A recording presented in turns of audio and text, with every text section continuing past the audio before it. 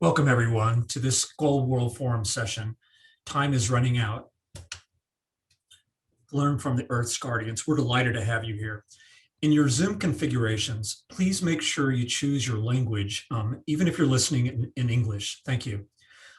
I'm speaking to you today from the ancestral lands of the Lenni Lenape people in North America, also known with the settler name Princeton, New Jersey in the United States. I'm originally from Oklahoma in the United States, which was formerly Indian Territory. I'm a citizen of the Cherokee Nation. My name is Michael Painter, and I'm Managing Director of Programs at Neotero, where we work in deep solidarity with Indigenous peoples around the world to safeguard our homes. Thank you to the outstanding Skoll Foundation and the team at Skoll. We're so grateful for this opportunity and their help with this session. The Skoll team asked us today to share a few quick items before we begin. First, this session is being recorded and will be released publicly after the event. Please use the chat to engage with each other and consider questions in the chat, and also you'll note the Q&A button at the bottom. We almost certainly won't have time in this first 60 minutes of the session to respond to questions, but we might, and we'll keep an eye on them. But we will have 3 breakout sessions immediately following for you to engage with speakers. Again, the first part of our session is scheduled for 60 minutes. Immediately following this session, our speakers will move to Zoom breakout rooms where you can then interact with them directly. More on that in just a bit. After this session, though, please take a few seconds to complete the single question feedback survey and a poll we'll post here at the end of this session. Finally, on social media, Skoll is using the hashtag SkollWF and would love for you to do the same. So before we begin, we will open this sacred space. We have an important message for you and for the world. Though time is in fact running out,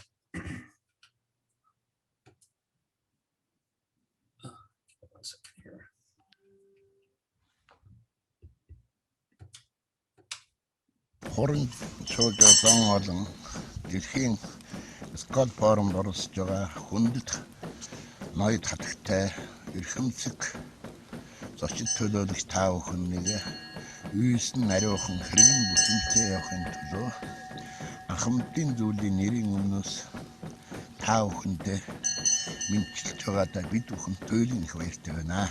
Ингээд та бүхний маань харгуй ариухан сансан хэрэгчэнд бүтэж явахын хэл өрөөж тэнгэр их ноёдтой даатгаж байна.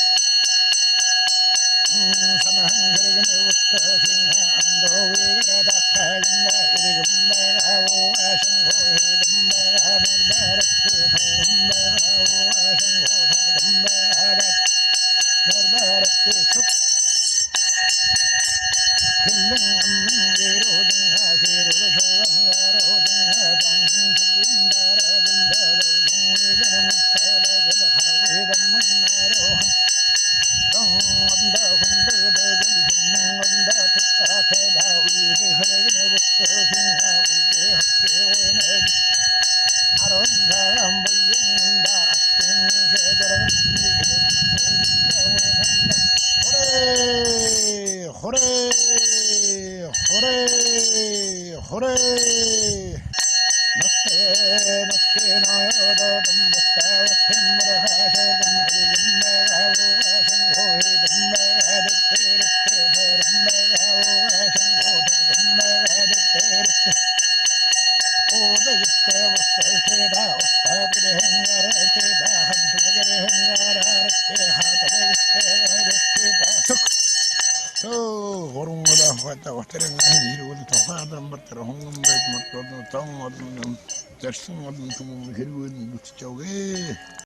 하루에도 만나려 한 두뭉어든 토스트 아주 무슨 배를 해를 두뭉어든 아무거나 야고 호레 호레 호레.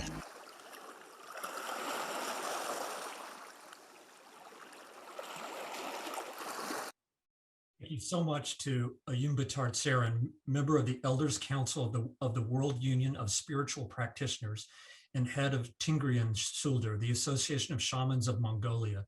He graciously opened this space for us, and our gratitude is immense. Thank you so much. As I was saying, time is in fact running out, but there still is a moment to change.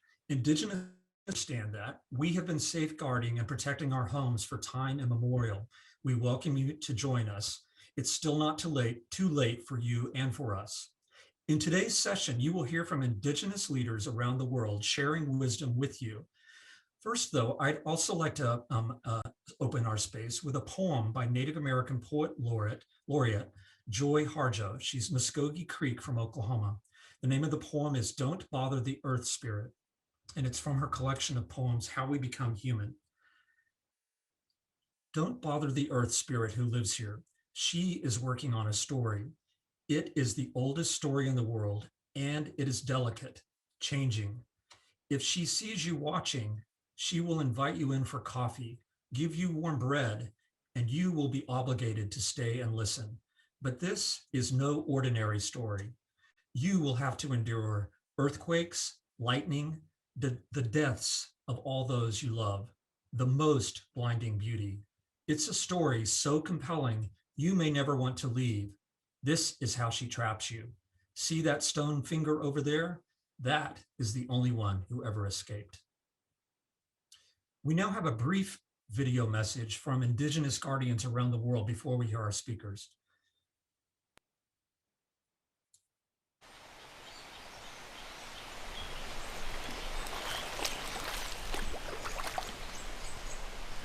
Malolele, my name is Miakami.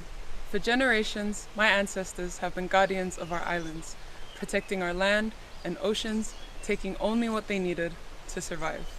And we are not alone.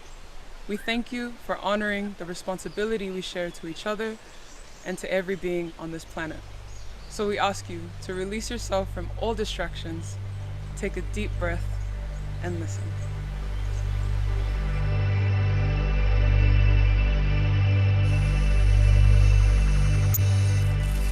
If we pay attention, the signs are everywhere.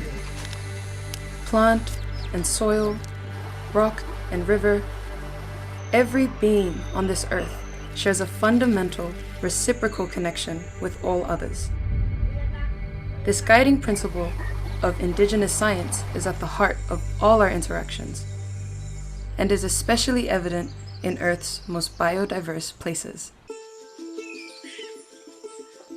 These thriving ecosystems are energy-rich wellsprings of life, and they are home to more than 370 million Indigenous people.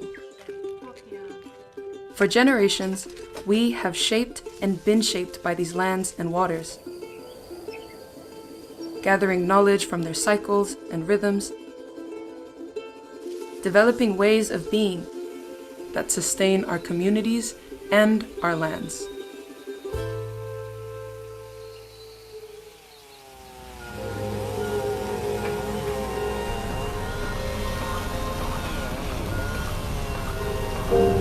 But greed and violence, rooted in ideologies of colonialism and consumption, have put these vital ecosystems at risk.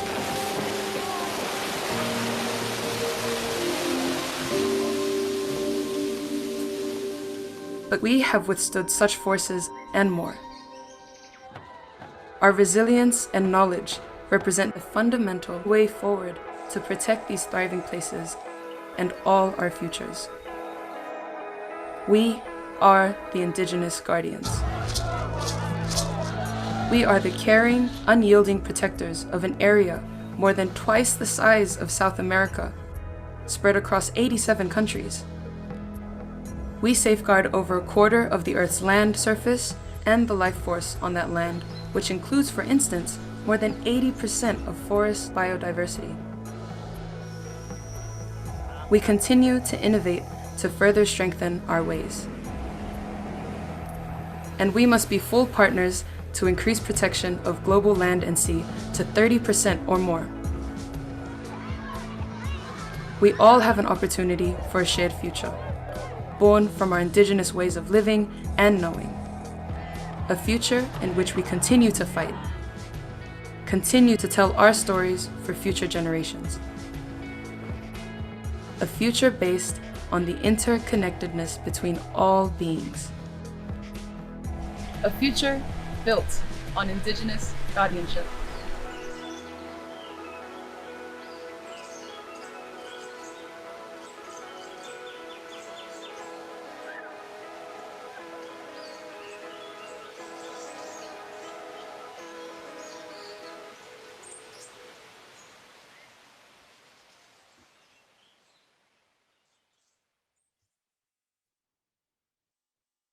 Next, we'll hear from our panelists, Indigenous leaders from around the world. In order, the speakers you'll be hearing today are Jess Housty, Hiltsuk. She's council at Hiltsuk Nation. You'll hear from Dr. Tana Rongo from the Cook Islands, chairperson. You'll hear from the Monte Nankimo Warani, co-founder of the SIBO Alliance. You'll hear from Ole Kwanga from Kenya, director of the Indigenous Movement for Peace Advancement and Conflict Transformation. You'll hear from Sultan Sergalov from Kyrgyzstan, also from the World Union of Indigenous Practitioners. And then finally, you'll hear from my Neotero colleague, Jennifer Corpus, Kanakani Igorot, Global Policy and Advocacy Lead at Neotero. You will get to hear from each leader in this session. And then again, after this 60-minute session, you will have the opportunity to enter, as we said, into one of 3 separate Zoom spaces to speak and interact with the speakers. At the end of the session, Jennifer will tell you how to select the breakout session you'd like to attend. You will have to choose one. Each session will have 2 speakers and will last for 15 minutes. So first up, we have Jess from the Hiltsuk Nation. Over to you, Jess.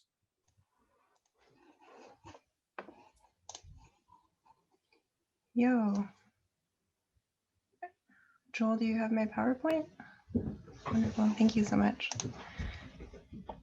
You could just go to the next slide. Hello, my name is Chiwagi Lauch. My borrowed name is Jess Housty. I am a mother, writer, and land-based educator from the East State Tribe of the Hiltsuk Nation. I've spent the last 9 years as part of our elected tribal government, where I chaired a portfolio related to land-based governance, and my primary work is serving as the executive director of Cuck Society, which I'll introduce more in a moment. If you could go to the next slide, please. I'd like to take a moment to center Hiltsuk homelands. Our sovereign and unceded territory belongs unequivocally to our future generations of Hiltsuk people, but for the purpose of helping you to locate us geographically, you will find us on the west coast of Canada, and more specifically off the central coast of British Columbia, where our territory stretches from the mainland through outer coastal islands to open ocean. We live surrounded by the wild spaces where our ancestors have thrived since time before memory, surrounded by our culture and by lands and waters that support us to be our best Hiltsuk selves as we step up to our stewardship responsibilities. Next slide, please. I want to talk a little bit about Cucks Project Society. So Cucks is a Hiltsuk charitable nonprofit which was established in 1999 at the instruction of our hereditary chiefs and matriarchs, who recognized that the good work our nation was doing in terms of governance and stewardship needed to be supported by strong, positive youth and family programming that would ensure succession in leadership and sustained positive change that transcends generations. So our mandate at Cucks is broad. We undertake work that is community-led with a common thread that everything we do is about making our nation more grounded in our cultural identity, more connected to our territory, and more prepared to lead and protect what they love.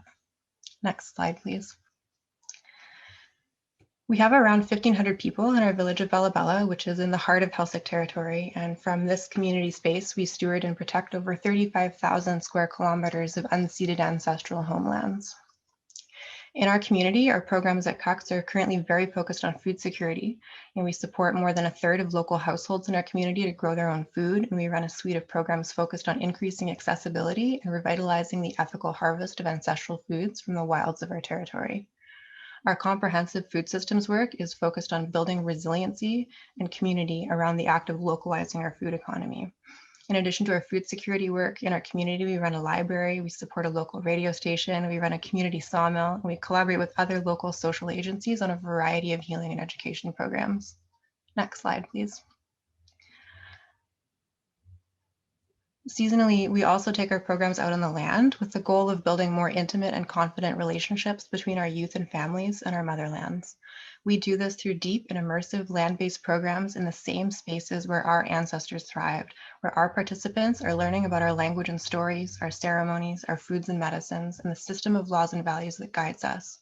We want the lands and waters to be a space where our people feel safe, where they have the knowledge to be self-sufficient, and where they thrive as our ancestors did. At the heart of this land-based work is a belief that people protect what they love, and we are hopeful that we can teach our youth to love themselves, one another, the lands and waters, and our culture. We believe that if they're deeply rooted in this love and equipped with the tools to thrive and steward the land, we know that the nation-building governance work that we're doing as Helsik people will persist into future generations. Next slide, please. All of our work, both in the community and out on the land, is guided by two really important Helsik concepts. The first is a recognition of our gwelas, which is the system of laws that has provided structure to our social relationships and our relationships with our non-human kin since the time of creation. Our gwelas are still present and vibrant and guide how we show up in our work together, and we consider it a key aspect of our work to prominently recognize and uphold our Helsik gwelas in all we do. The second concept is lahwe, which refers to the sense of responsibility and authority that we derive as Helsik people from our relationship to place. Lahwe challenges us to think deeply about where in the territory we come from, what enabled our ancestors to flourish there, and how we can exercise our beautiful obligation to care for those places and ensure that flourishing is mutual. This kind of attention to just and reciprocal relationships with our motherlands and our non-human kin is fundamental to the mutual thriving and the cultural and biodiversity that still exists in our territory. Next slide, please. Our work is very present, it's responsive to emerging community needs, and it's grounded in our Helsik laws and values and a culture and a language that have been a vibrant part of our landscape for millennia. In more than 2 decades of work, we see the results in the form of youth and families who demonstrate pride in their cultural identity, who are building the knowledge and tools that will help them to be effective protectors of the places and the people they care about. In the long term, this translates to large-scale, progressive, and world-leading successes at a nation level, like the negotiation of joint management in multiple sectors such as forestry and commercial fisheries, and a robust guardians program that employs Helsik people year-round to fill monitoring and enforcement roles on our lands and waters, and the ongoing development of a Helsik constitution and the articulation of Helsik laws, and much more. All work that is informed and led by Helsik people who are grounded in their culture and connected to their motherland. This work is intergenerational to ensure long-term success, and we are actively caring for our territory and our non-human kin in a way that I believe would make our ancestors proud. Next slide, please. In closing, I encourage you to look around you and ask yourselves who is already leading and living the kind of transformational change that the whole world needs to adopt if we're going to survive climate change and move toward an actively just and thriving world. The kind of holistic, nuanced, and powerful relationships that make that change real are present in my community and my nation, and they're present in Indigenous communities and nations around the globe. And I'm hopeful that Indigenous leadership and ways of living will be recognized and supported as a radical and transformational and necessary path to our collective survival. Gayasika. Thanks so much, Jess. That was super powerful and beautiful, beautiful photos. Thank you. Next up is Chairperson Dr. Tina Rongo from the Cook Islands. Tina, over to you.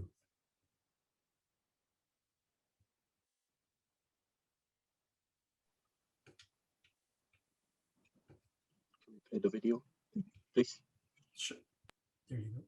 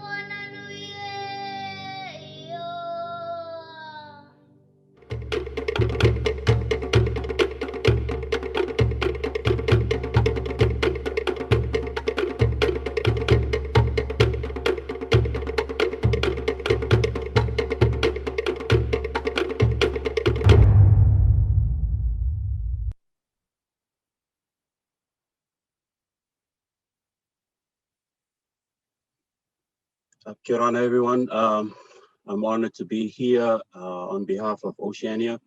Thank you to Skoll Foundation and Aotearoa for this opportunity to be part of this panel. Again, I'm the chairperson for Kōrero Te Ora, which is a local NGO based here in Rarotonga in the Cook Islands. I am from the tribe of Uritaua and Rarotonga, among other tribes, and I am a descendant of King Tararo from the island of Moke.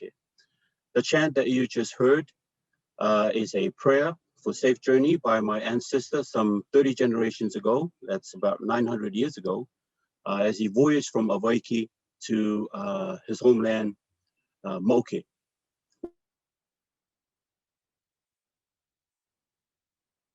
My family comes from. I grew up in a family that practiced subsistence lifestyle with fundamental science, where I obtained a PhD from Florida Institute of Technology in marine biology, and becoming the first Cook Islander to achieve this.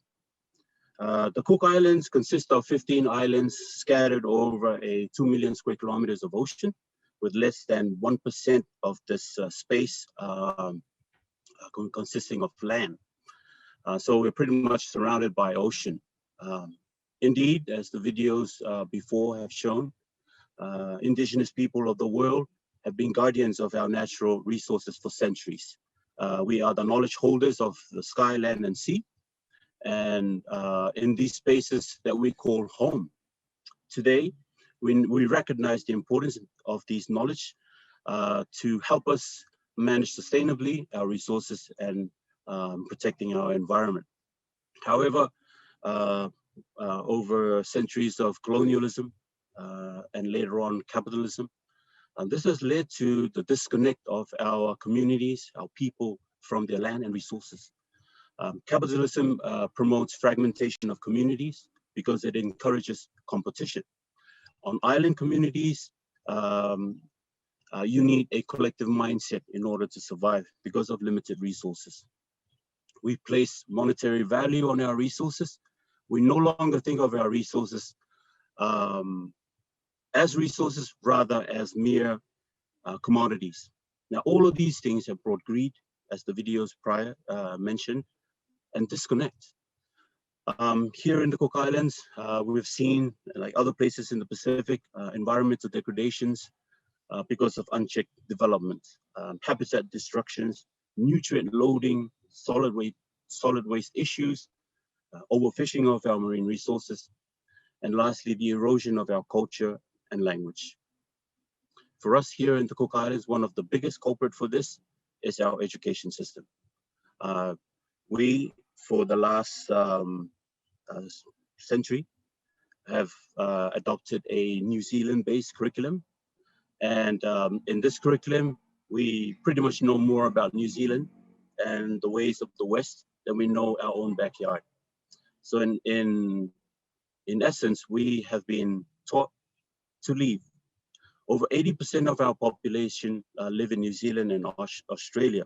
So not only are we losing our ability to be the guardians we need to be, but we are also leaving our posts. Now, the solution that our NGO have worked on for the last 4 years is really similar to what Jess has presented earlier. We work with our in the space of education. We take a bottom-up approach, working with our children, helping them value, connect to their resources and their environment through our traditional practices, teaching them our traditional ways through fishing, through planting, and a way to help them value and appreciate these environment. We work with youth groups, we have diving programs, and so forth. We have done so much work on the ground to help achieve this. Ironically, in essence, we need to use the Western system to pull us out of this colonial mindset. The education programs that we run during school holidays and also in our public school systems, we always have this in mind, which is a quote by Baba Diam in 1968, which says that in the end, we will conserve only what we love. We will love what we understand, and we will understand what we are taught. That's basically the foundation of what our organization is based on in terms of promoting our cultural identity, our way of life, as a way to connect to our environment. So we need to support Indigenous people of the world, not only in Oceania, to regain their ability to be good guardians, because we not only are doing this for ourselves as Indigenous people, but we are protecting these resources for the world. So it is the world's responsibility to help us be the guardians we need to be. On that note, thank you for this opportunity. Te tō te aroa. Ioa. Thank you so much, Dr. Rongo. That was really powerful. Thank you. Next up, we have Namante Nankimo calling to us today from Ecuador. Over to you, Namante.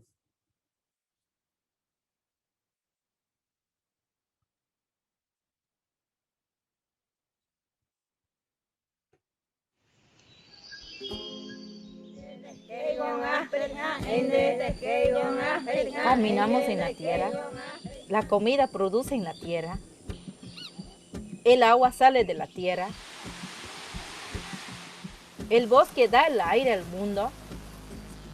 ¿Por qué no fijan eso?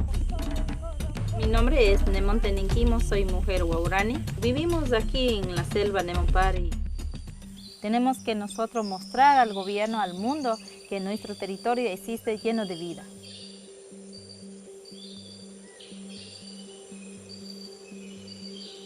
El mapa del gobierno solo ve un lineamiento y recursos que quieren aprovechar.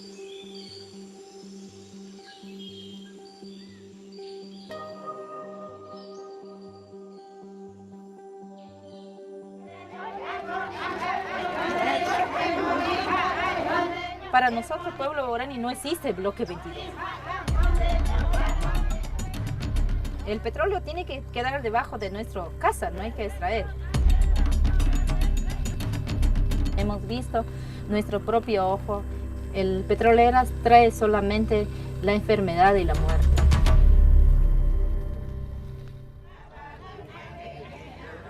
Con mucho coraje, con mucha fuerza, con mucha rabia, empecé a luchar. No está en venta.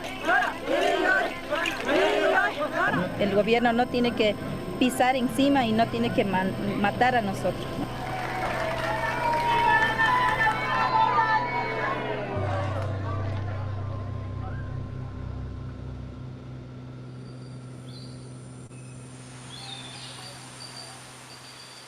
Sin agua, sin el aire, todos moriremos. Que yo tengo una hija hermosa, 4 años. Pensé que ella va a tener la selva como ahora tengo. Y ahora, como nunca vamos a unir todos los indígenas para proteger y luchar para nuestros hijos y para vuestros hijos que viven en el mundo.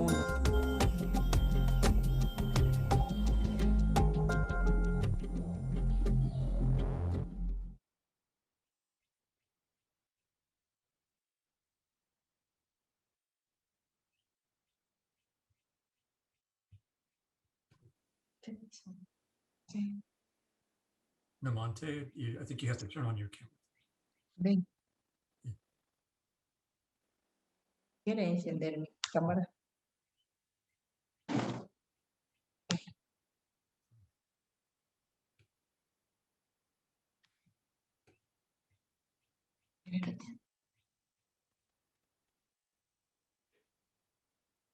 Namante, are you having trouble turning on your camera? There we go. Beautiful. Fantastic. Hello. Hola, buenas tardes. Mi nombre es Nemonte Ninkimo, soy mujer guaurani. Gracias por esta oportunidad a esta organización Skoll.org, que no puedo pronunciar bien, por darme ese paso.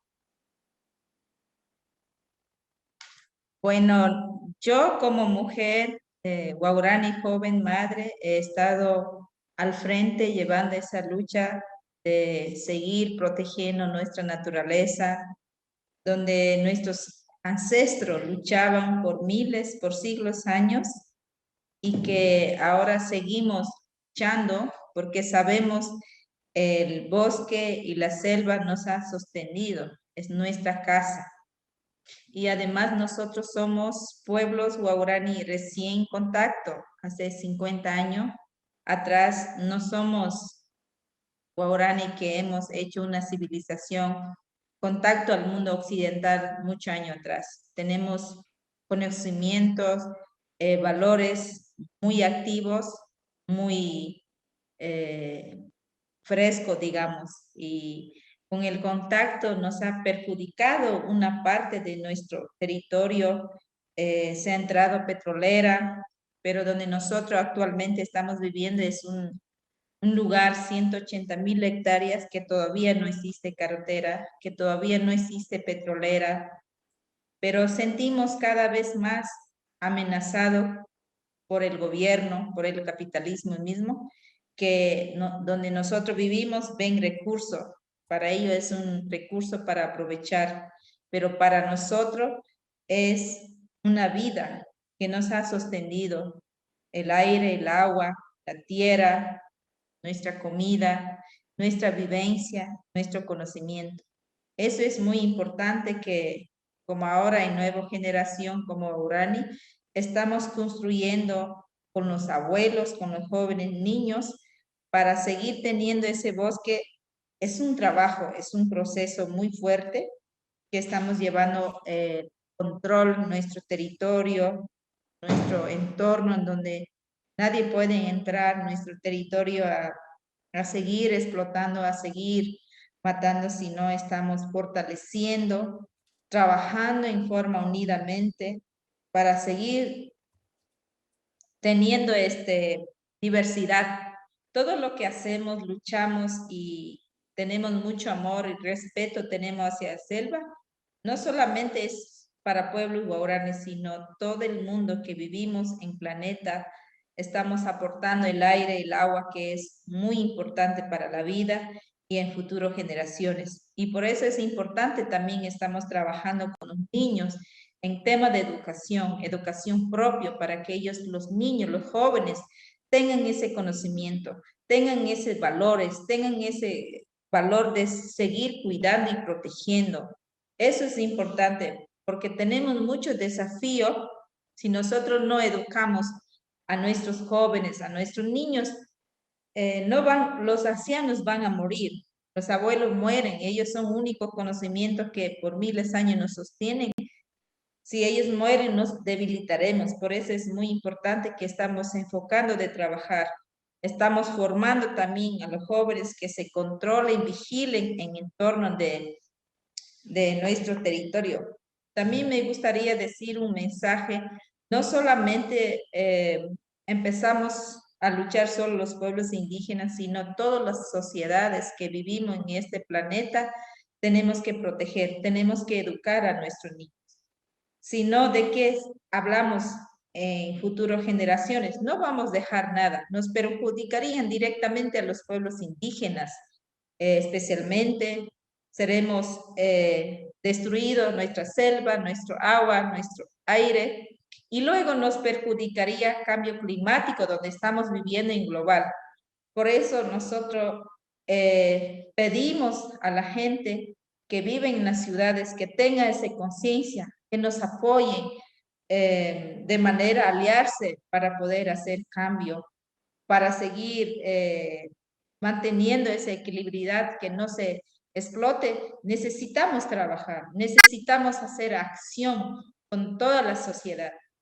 Solo pueblos indígenas no vamos a llegar, porque el gobierno, los capitalismos nos va a querer a empujar a nuestro territorio, a destruir. Toda la vida nos van a perjudicar y nos moriremos, y luego nos afectaría donde estamos viviendo, conectado con la tierra, conectado con el agua, conectado con el aire, conectado con el espíritu. Por eso yo quisiera dar un ejemplo, un mensaje.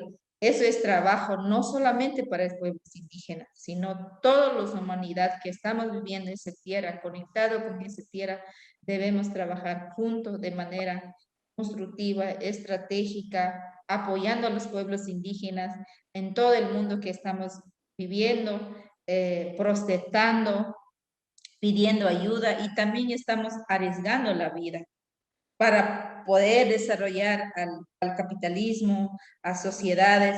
Estamos arriesgando porque el gobierno siempre nos quiere matar, perjudicar a nuestra vida y también nos afectaría. Por eso es como nuestro trabajo es muy importante, temas de control, vigilancia en nuestro territorio, temas de educación, temas de alimentaria, seguridad alimentaria con las mujeres estamos trabajando, de cultivar de manera sanamente para consumir. Lo importante es salud también para nuestras vidas, tanto como los indígenas y tanto la gente que vive en las ciudades también. Eso es importante para hacernos, yo para dejar esta intervención, les invito a las personas que están escuchando, que empecemos, ya es hora, empecemos a accionar, empecemos a aliarse, empecemos a trabajar juntos y eso podemos hacer un cambio para vivir largo, si no, ¿de qué estamos hablando en generaciones? Y gracias por ese compartir con otros pueblos indígenas también están luchando para la vida misma.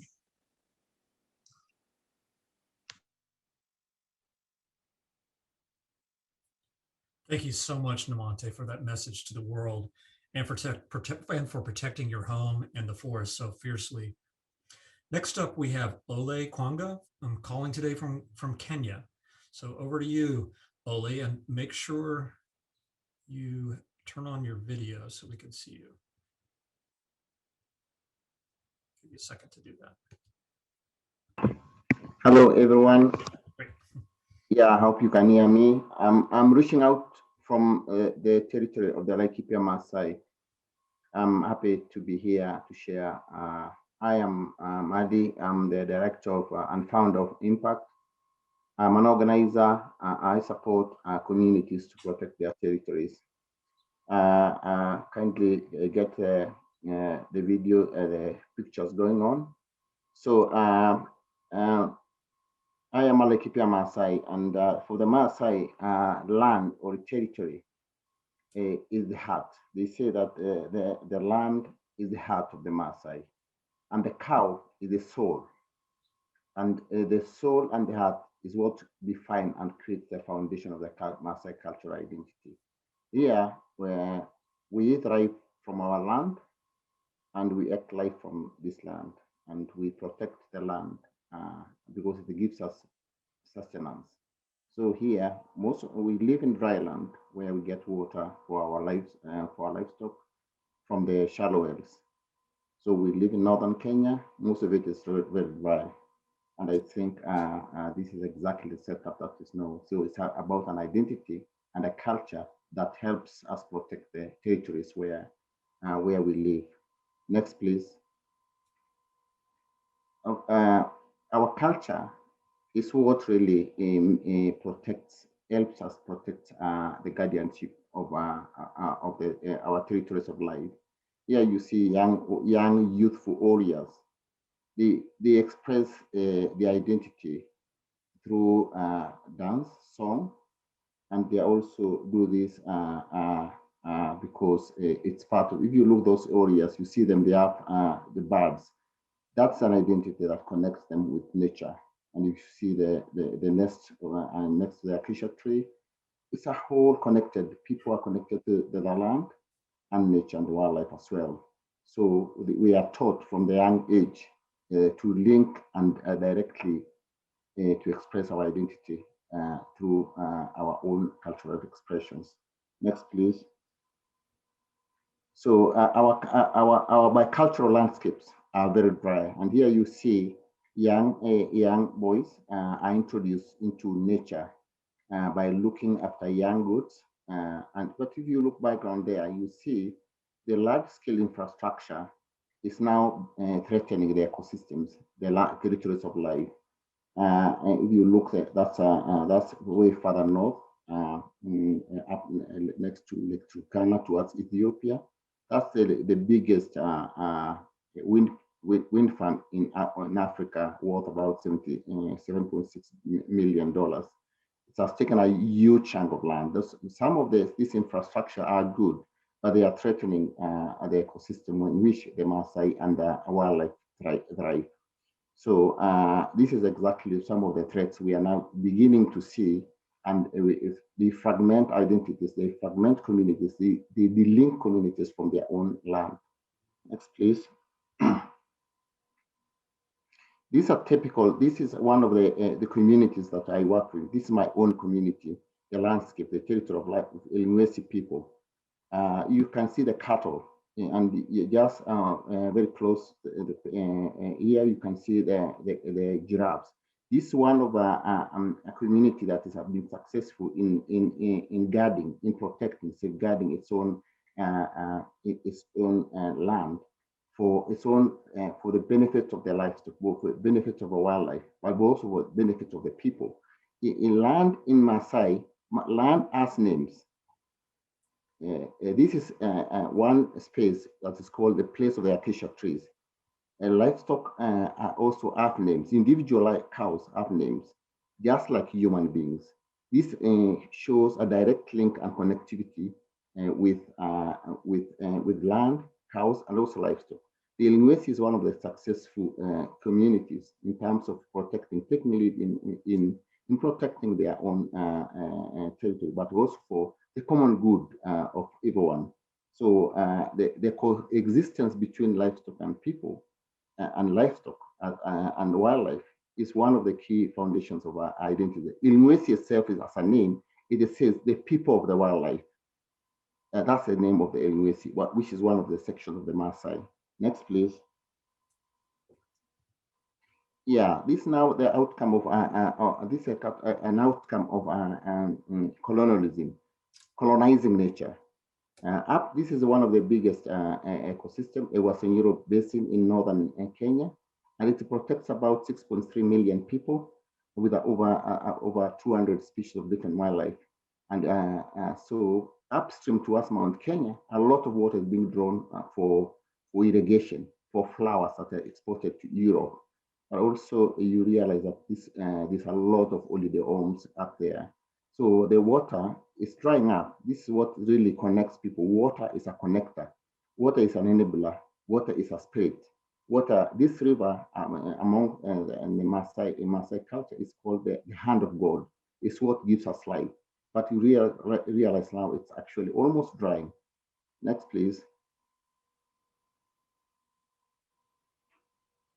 Yeah, this is the river. You can see Beisa Oryx, and you can up there, you can also see some warbucks. They are really struggling to find water. I took this picture about 3 weeks ago, and it's really pretty dry right now. And further downwards, it's actually drying, and wildlife people are struggling. This is part of colonialism.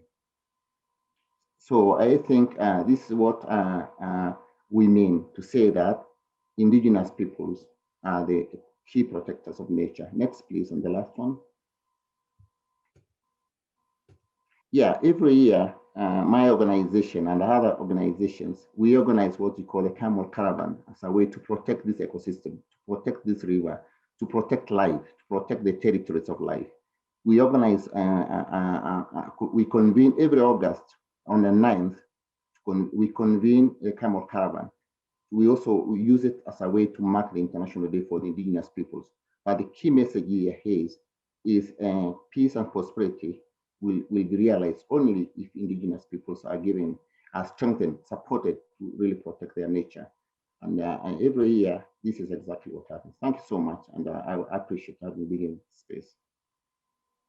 Thank you, Ole. Those images are really beautiful. And thanks for that wonderful message about peace and prosperity. Thank you. Next, we have a message from Sultan Sargalov from Kyrgyzstan. Let's go ahead and roll that one. Thank you. От имени Совета старейшин духовных практик, хранителя огня, я выражаю глубокую благодарность за приглашение на участие в работе этой встречи. Я также предлагаю всем участникам встречи вспомнить, что мы все дети Матери Земли, и выразить искреннюю благодарность ей, всем ее стихиям, царствам и формам, которые обеспечивают непрерывный поток природных условий для успешной жизнедеятельности всех нас. И хотя мы в нашей повседневной суете об этом даже и не задумываемся, на самом деле этот поток есть очень сложная, продуманная и тщательно поддерживаемая нашей матерью программа по созданию оптимальных условий для развития всех форм жизни на планете. Я хотел бы предложить вашему вниманию основу мировосприятия, которые характерны для традиционных культур всех коренных народов. Человечество является частью природы и не может безнаказанно пренебрегать ее законами. Именно на их базе должны строиться подходы, концепции и стратегии устойчивого развития нынешних и будущих поколений. Мы считаем, что природа-мать абсолютно в своем значении для принципа жизни на планете. Говоря о базовых смыслах, лежащих в основе мировосприятия и повседневной практики традиционных культур, вся земная природа и окружающее мироздание есть живое, разумное, целое в гармоничном единстве всех ее составляющих частей. Согласие и сотрудничество укрепляет жизнь. Конкуренция и разделение ослабляет ее. Это основа тезиса традиционной культуры коренных народов, гласящая общее выше частное. Другой базовый тезис – духовное выше материального. В основе жизни лежит творческая энергия или воля и дух истока мироздания, стремящийся развить грубо материальные проявления до все более тонкоматериального энергетического и духовного состояния. Народная мудрость гласит: исправь свои мысли, и ты исправишь свою жизнь. Исправь свои намерения, и ты исправишь свою судьбу. Все части целого имеют право на устойчивое развитие, и все равны перед Творцом. Служение жизни всегда выше, чем материальное владение. Справедливость, как основа устойчивой гармонии всех сторон жизни, всегда выше закона формального. Сильные помогают слабым, старшие опекают младших. И это относится не только к социальной жизни, но и к окружающей природе. Непреложное содействие полноценной среды обитания. Что мы и где мы без матери Земли? Принцип традиционной культуры – передать потомкам окружающую среду не хуже, чем нам ее оставили наши предки. На данном историческом этапе относительно полное соответствие базовым смыслам эволюционной программы природы для человечества сохраняется в традиционных культурах коренных народов.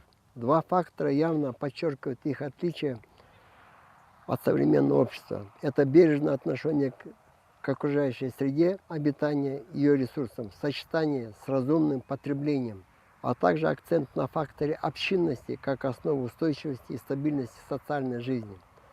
Эти принципы и смыслы в своих сообществах возрождают и развивают члены Совета Старейшин Хранителей Огня.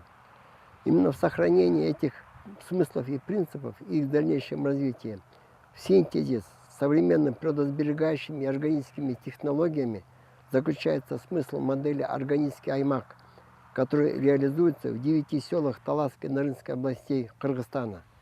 При всей важности хозяйственной деятельности контрольный пакет наших усилий отдается возрождению и развитию базовых смыслов и принципов традиционной культуры, как основного условия обеспечения устойчивого развития нынешних и будущих поколений, сохранения матери природы. И, пользуясь случаем, я хотел бы сказать о наиболее востребованных и перспективных действиях в наших общих усилиях. Очень позитивны все формы консолидации представителей традиционных культур коренных народов. Это объединяет силу, опыт, знания, идеи, укрепляет решимость и веру, облегчает решение многих вопросов.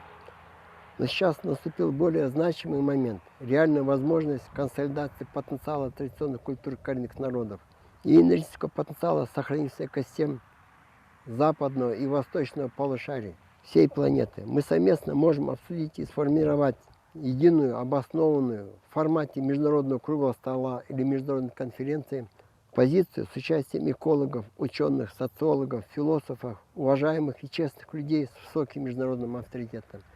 Пусть притихнут наши умы и дадим слово нашим сердцам, которые хранят в своей глубине память о нашем общем истоке и первородном единстве. Пусть память наших сердец сотворят их единый пульс. порождая ответный импульс жизни, единый поток понимания, чувств, стремлений и усилий по возрождению во многом уже утраченной гармонии, обилия, красоты и единства жизни. Да благословят нашу работу Мать-Земля, ее первородные силы и единый исток бытия. Аминь. Thank you, Sultan. Who are we without Mother Earth? And humanity is held for now in indigenous cultures. That's just amazing, amazing statement. So now to close, over to my close colleague, Jennifer Corpus, who leads our global policy work at Neotero. So I'm going to hand it over to you, Jing, and then after that, we'll go to breakout sessions and you'll get to interact with these amazing leaders. Thank you. Jing? Good morning, everyone, from the ancestral territory of the Ibaloy Igorot indigenous peoples in what is now Baguio City in the Philippines. I am Jennifer Tauli Corpus, a descendant of the unconquered warriors of the Kankanaey Igorot people. You can see the mountains behind me. This is part of our ancestral the territory of the Igorot in general. We have been so privileged to hear the stories of Indigenous guardians from all over the world. Indeed, we have circled the globe through stories from the boreal forest of the Hiltsuk in Canada, the oceans of the indigenous peoples of the Cook Islands, the tropical rainforest of the Ecuadorian Amazon, the grasslands and savannas of the Laikipia Masai in Kenya, and the harsh but beautiful landscape of the indigenous peoples of Kyrgyzstan. The situation is dire. The world is warming, the climate is changing, and plants and animals are disappearing. Time is running out, but from what we have heard from our panelists, the message is clear.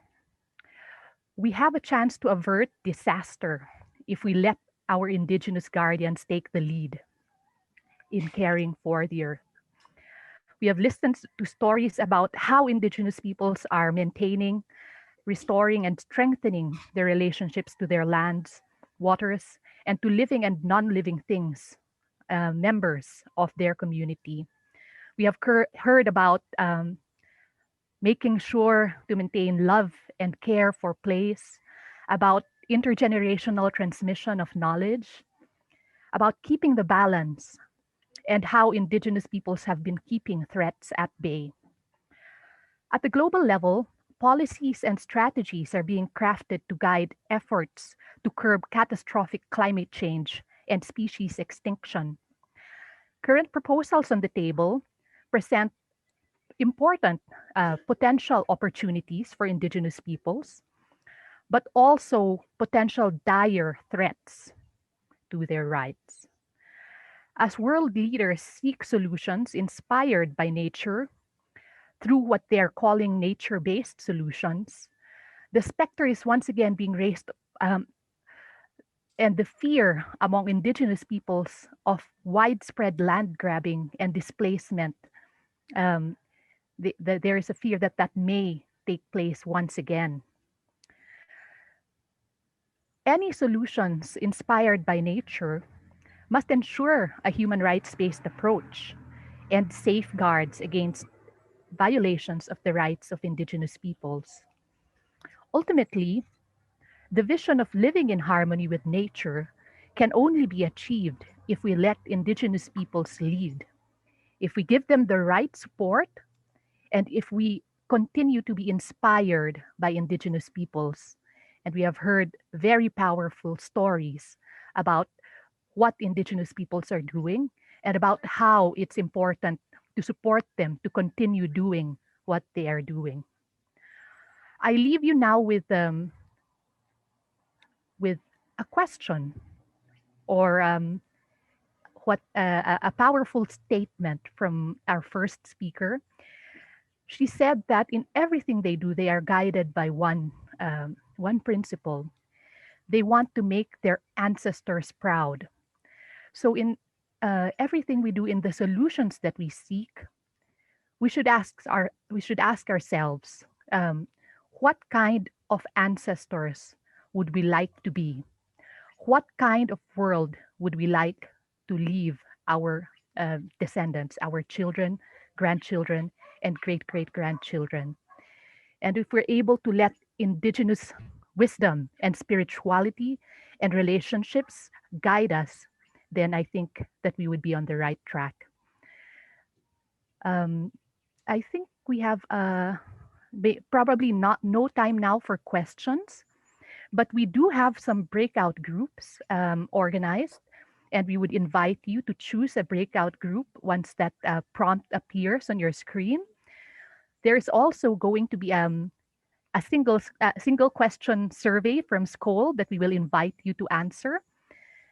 And finally, I would really like to thank all of our speakers for their excellent presentation and for giving us a sense of place, where they come from, and a sense of what they are doing to help us protect the earth, protect and care for the earth. So you can see the question now on your screens. And after you've done that, there will also be a prompt for the breakout groups. And finally, thank you all for attending, and we hope to see you in the breakout rooms for further discussions or questions that you may like to ask any of the panelists. Thank you.